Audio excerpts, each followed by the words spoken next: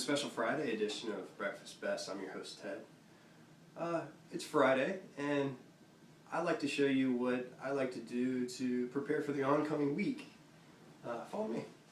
There's two things I like to do to combat dust and grime in the office space.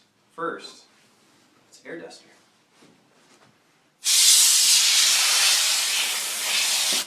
A clean keyboard is extremely important. Next is the Clorox wipes. Many people wouldn't think of this, but the mouse is extremely dirty.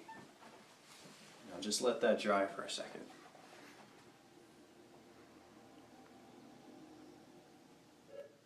Thanks for joining us today on Breakfast Best. Don't forget to set your clocks back on Sunday. Bye.